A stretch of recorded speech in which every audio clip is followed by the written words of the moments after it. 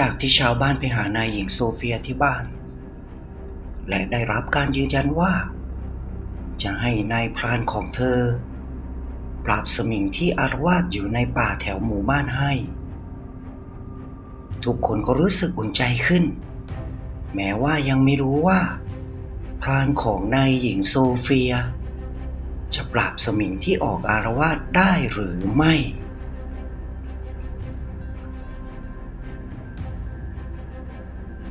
ที่บ้านของโซเฟียตอนนี้ทุกคนเก็บตัวอยู่แต่ในบ้านไม่มีใครออกมาให้ชาวบ้านได้เห็นได้เจอเลยในคืนวันที่2นับจากวันที่ชาวบ้านมาขอร้องให้ช่วยกลางดึกของคืนนั้นได้มีเงาตะคุ่ม4เงามายืนอยู่หน้าประตูรั้วบ้านของนายหญิงโซเฟียเงาหนึ่งที่ปรากฏขึ้นพอจะดูออกได้ว่าเป็นเงาของอิสตรีนางหนึ่งสวดทรงองค์เอวระหงอีก3เงาเป็นเงาของบุรุษเพศร่างกำยำล่ำสันสูงใหญ่ทั้ง4เงามายืนมองเข้าไปในบ้านของนายหญิงโซเฟียไม่นานเงาร่างที่เป็นบุรุษเพศทั้ง3ก็ค่อยๆแปลสภาพกลายเป็นเสือโคร่งตัวมหึมาแล้วเงาร่างของหญิงสาวก็ก้าวขึ้นขี่หลังของเสือโคร่งตัวหนึ่งเสือโคร่งทั้ง3อยู่ในอาการที่เงียบสงบเหมือนเสือที่กำลังจะตะครุบเหยื่อกลัวเหยื่อจะได้ยินเสียงฉันนั้นไม่นานเสือทั้ง3ตัวอีกตัวมีหญิงสาวขึ้นไปขี่อยู่บนหลังก็กระโจนข้ามรั้วหน้าบ้านของนายหญิงโซเฟียเข้าไปข้างในบ้านอย่างเงียบกริบมีลับลมคมในภายในบ้านของนายหญิงโซเฟียวันนี้ดูเงียบเชียบเหมือนไม่มีคนอยู่ประตูหน้าบ้านกว้าง3 เมตรสูง4 เมตรเป็นประตูไม้2 บานใหญ่เปิดอ้าอยู่ไม่ได้ปิดสนิทเหมือนมันควรจะเป็นบ้านไม้2 ชั้นหลังใหญ่เหมือนบ้านของชาวตะวันตกใหญ่โต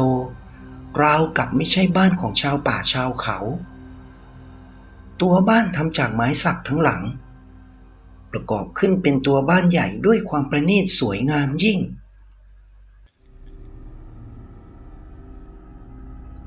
เงาร่างของสัตว์ที่ขึ้นชื่อว่าเป็นเจ้าป่าค่อยๆย่างกลายออกมาจากเงามืดมายืนจ้องมองเข้าไปยังประตูบ้านหลังใหญ่ที่เปิดอ้าอยู่เหมือนว่าบ้านหลังนี้กำลังรอรับอาคันตุกะที่จะมาในยามพรัตติการนี้3 เสือผีกับอีก1 หญิงซึ่งยังไม่รู้ว่าเป็นอะไร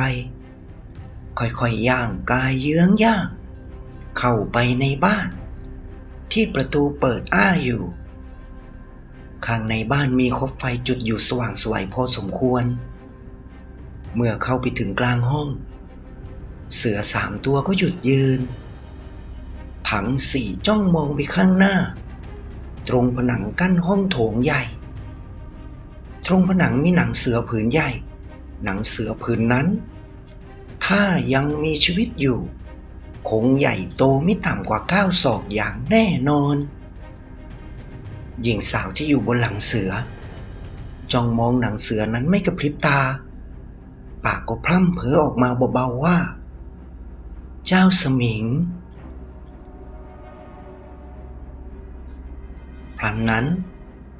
ประตูทางเข้าที่พวกเขาเข้ามาก็ปิดเข้ามาพร้อมกันเสียงดังปั้ง1 หญิง3 เสือหันหน้าไปมองทางประตูนั้นทันทีดวงตาทั้ง4 คู่จ้องเบิกโพรงกว้างด้วยความตกใจอย่างสุดขีดเกินจะบรรยาย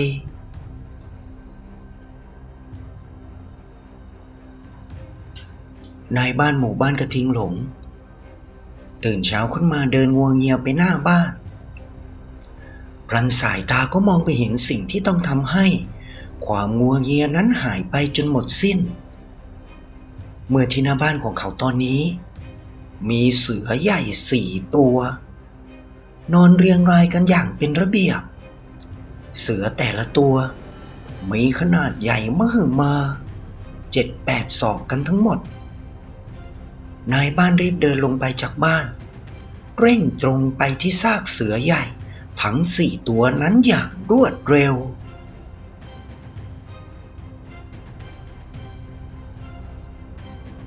ไม่นานก็มีชาวบ้านเริ่มทยอยกันมาที่ซากเสือใหญ่นั้น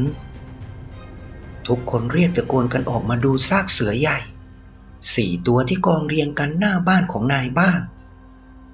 เสียงพูดคุยกันเซ็งแซ่ดังโล้งเล้งจนฟังไม่รู้เรื่องนายบ้านและชาวบ้านพากันเข้าไปสำรวจซากของเสือใหญ่ทั้ง4 ตัวปรากฏว่า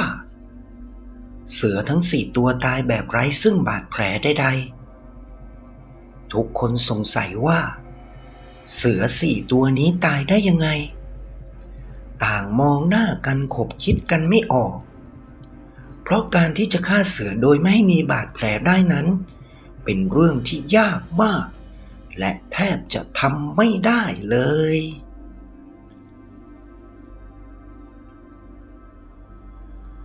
ไม่นานชามและเขินก็เดินแหวกผู้คนเข้ามายืนอยู่ต่อหน้านายบ้านแล้วเขินก็พูดขึ้นว่านายหญิงฝากบอกมาว่าเสือทุกตัวจะต้องฝังเท่านั้นห้ามทำอย่างอื่นเนื้อหนังก็ใช้ไม่ได้เพราะเสือเหล่านี้เป็นเสือสมิงทุกอย่างในตัวของมันมีอาถรรพ์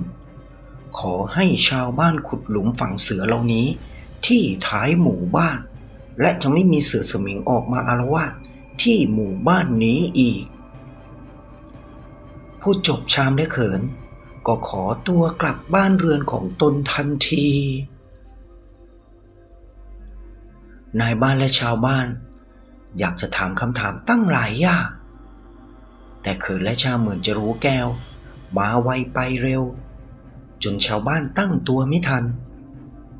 ชาวบ้านจำเป็นต้องทำตามคำสั่งของนายหญิงไม่กล้าทำอย่างอื่นเพราะรู้อยู่แล้วว่าชาวบ้านป่าบ้านเขากับคำว่าอาถรรพ์พวกเขาจะกลัวกันแบบขาดสติกันเลยทีเดียว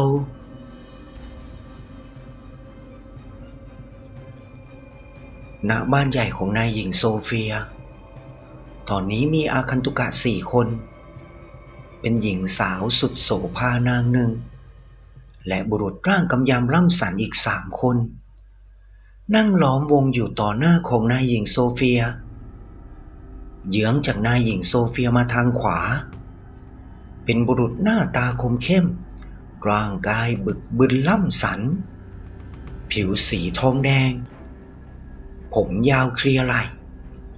อยู่ในชุดของนายพรานเหมือนชาติตะวันตกนั่งนิ่งเหมือนหุ่นไม่ไหวติงทุกคนอยู่ในเก้าอี้ตัวใหญ่ตั้งเรียงรายล้อมรอบเป็นวงรี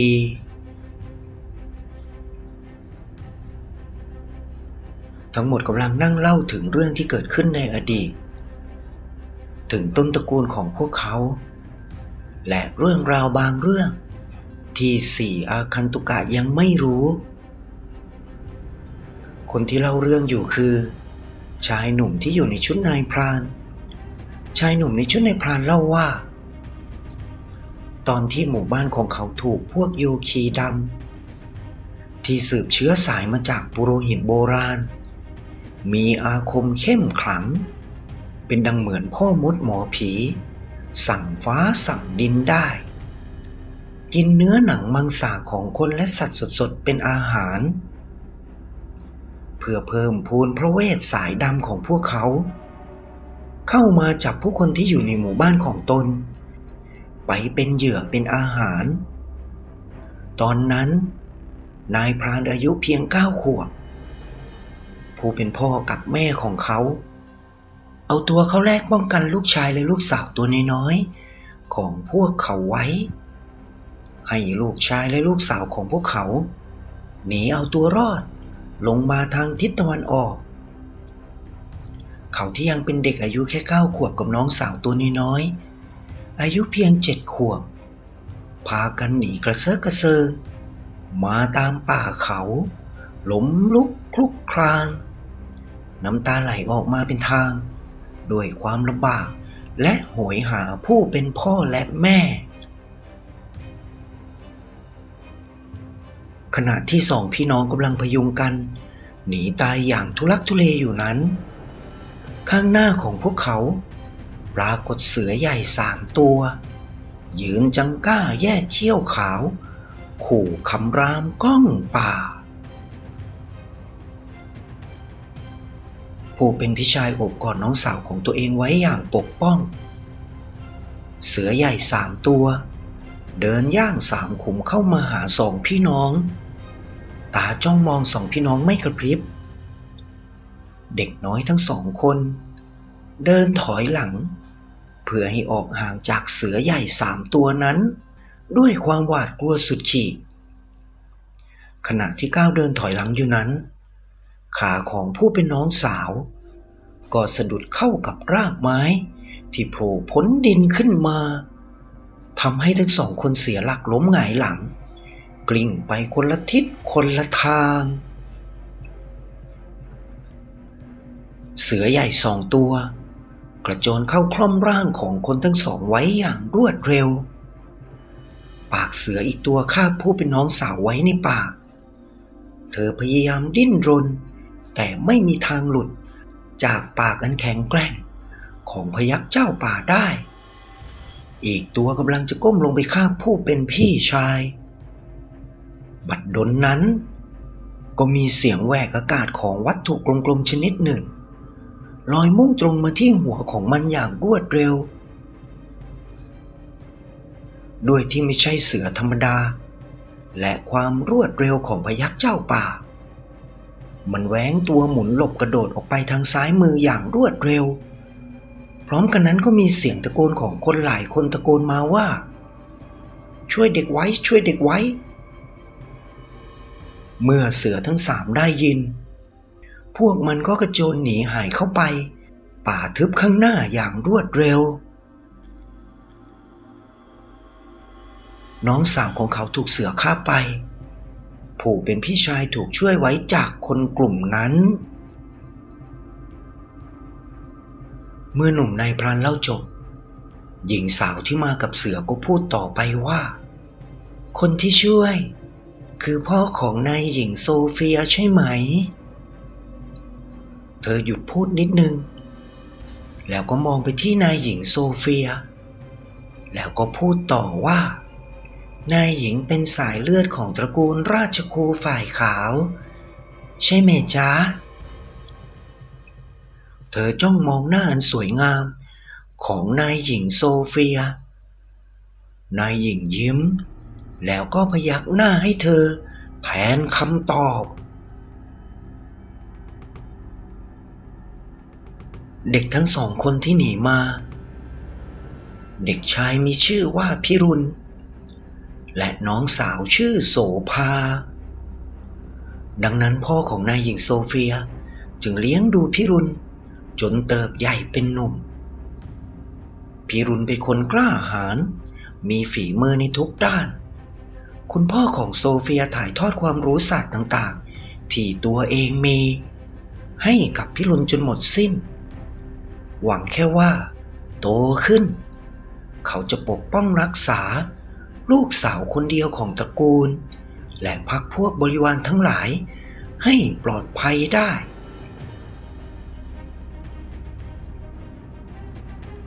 แต่ในกลางคืนเดือนดับคืนหนึ่งของหน้าหนาว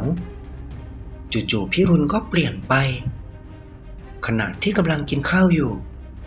พิรุณก็ตาเหลือกค้างตัวเกร็งอ้าปากคำรามออกมาเป็นเสียงเสือกองบ้านไปหมด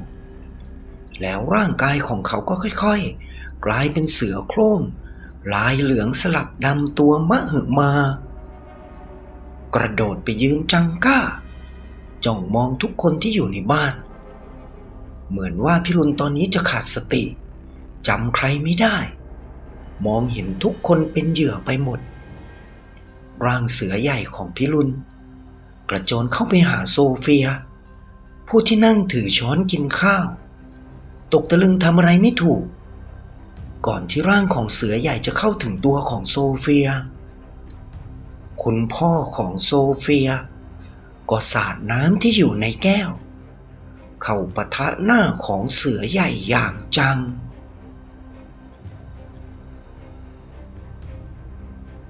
เสือใหญ่หล่นวูบลงไปกองอยู่กับพื้นดิ้นรนไปมาแล้วก็แน่นิ่งไปกลายร่างเป็นพิรุณหนุ่มรูปงามตามเดิม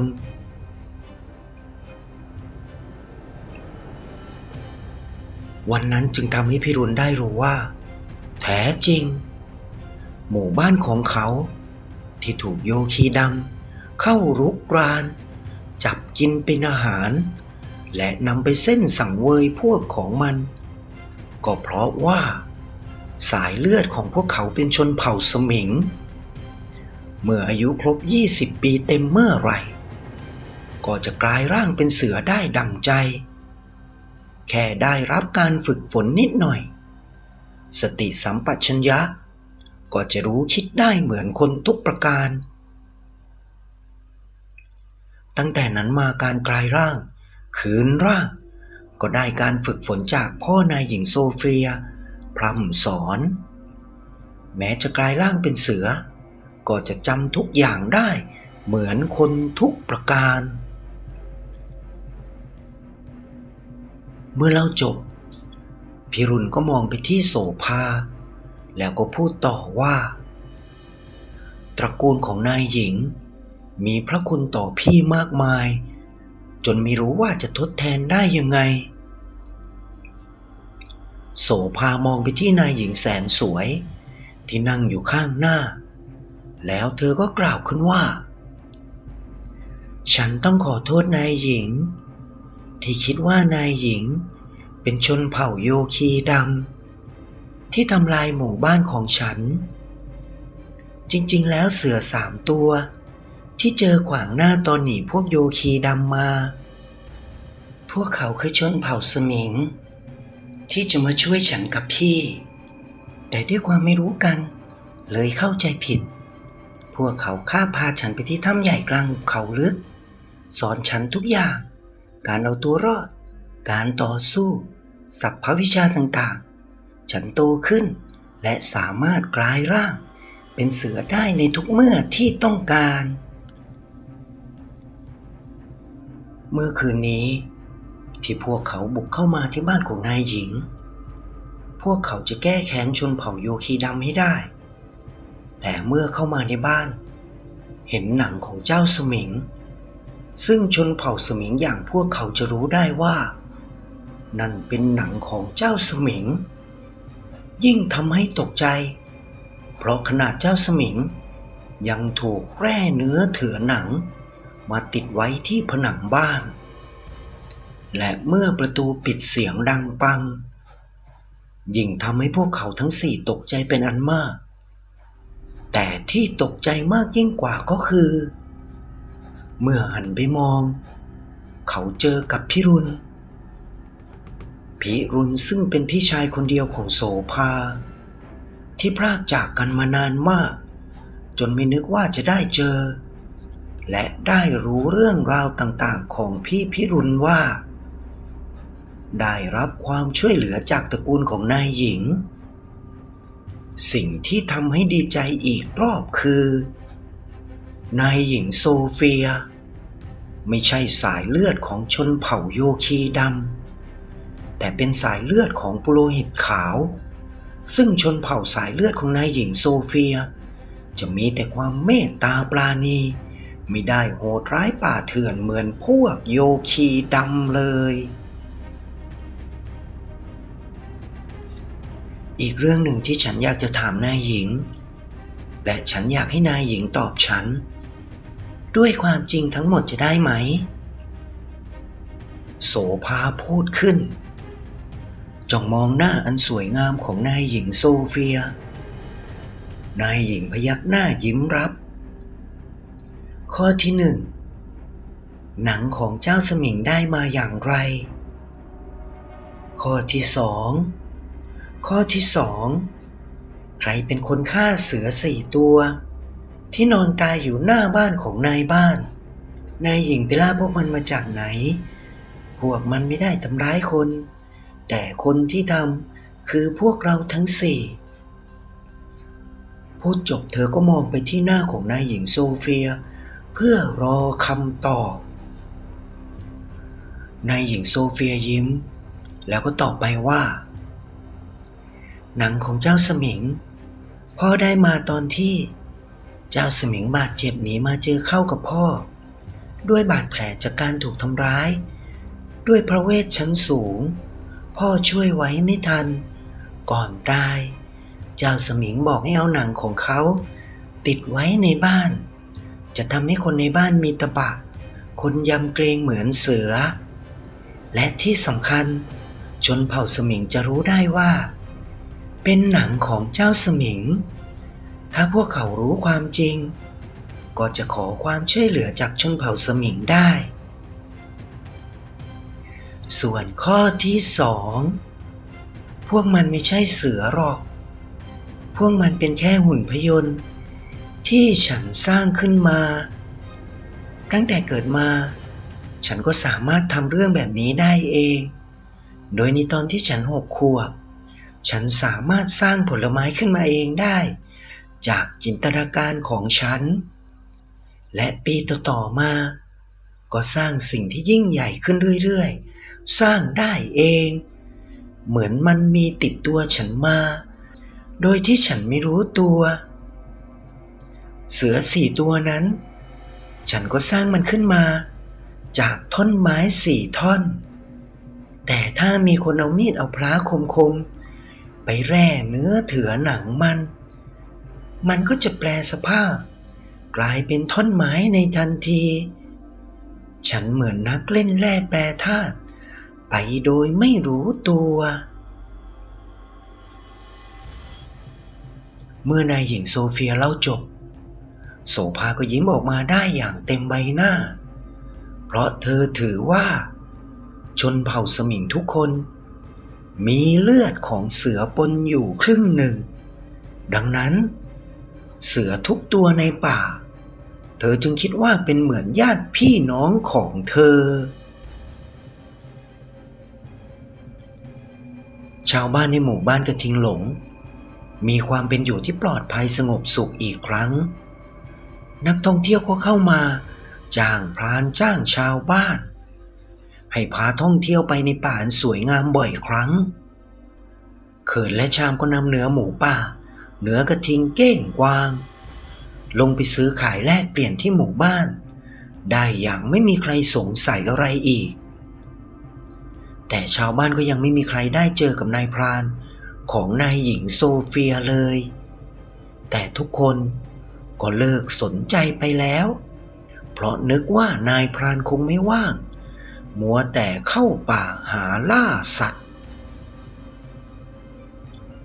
3 เดือนผ่านไปเดือนนั้นเป็นเดือนมกราคมอากาศกำลังดีกำลังหนาวเย็นจับจิตจับใจในตอนบ่ายของวันหนึ่งได้มีพรานนำทาง2 คนกับนักท่องเที่ยวชาติตะวันตกอีก3 คนวิ่งกระหืดกระหอบออกมาจากป่าใหญ่ทางทิศตะวันตกพวกเขาวิ่งเข้ามาที่หมู่บ้านสภาพร่างกายของนักท่องเที่ยวคนหนึ่งเหมือนโดนทำร้ายมาเลือดท่วมตัวแต่พรานนำทางกับเพื่อน2 คนมีรอยขีดข่วนจากกิ่งไม้เล็กๆน้อยๆเท่านั้นคนที่เจ็บอาการเหมือนจะสาหัสแต่ก็ยังวิ่งได้เดินได้พวกเขาพากันไปที่บ้านของนายบ้านและช่วยกันปฐมพยาบาลคนที่มีบาดแผลมากที่สุดในขณะที่รอคนไปตามเขินและชาม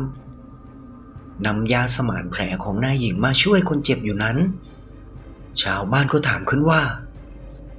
เกิดอะไรขึ้นอะไรทำร้ายนักท่องเที่ยวคนนี้ใช่เสือหรือเปล่า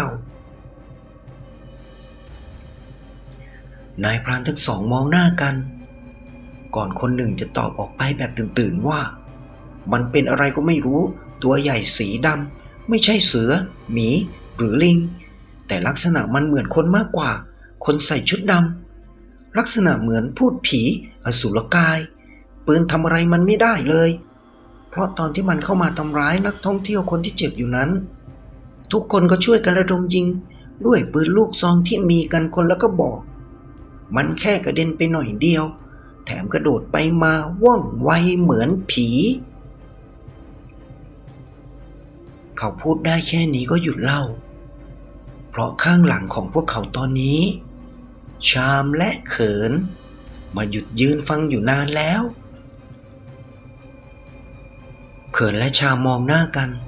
ทำสีหน้าวิตกกังวลอย่างเห็นได้ชัดทั้งสองลงมือใช้ยาของนายหญิงรักษาคนที่เจ็บเมื่อเสร็จและคิดว่าคนเจ็บไม่ได้เป็นอะไรมากนักเขินและชามก็รีบกลับบ้านอย่างรวดเร็ว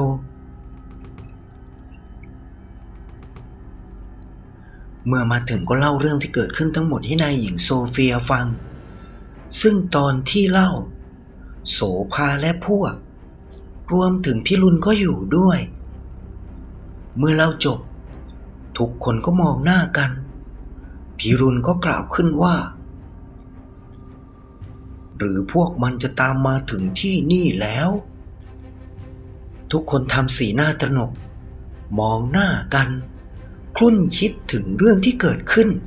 กับนักท่องเที่ยวคนนั้นในตอนต่อไปหมู่บ้านกระทิงหลงได้มีภัยคุกคามชนิดใหม่เข้ามาพวกมันเป็นใคร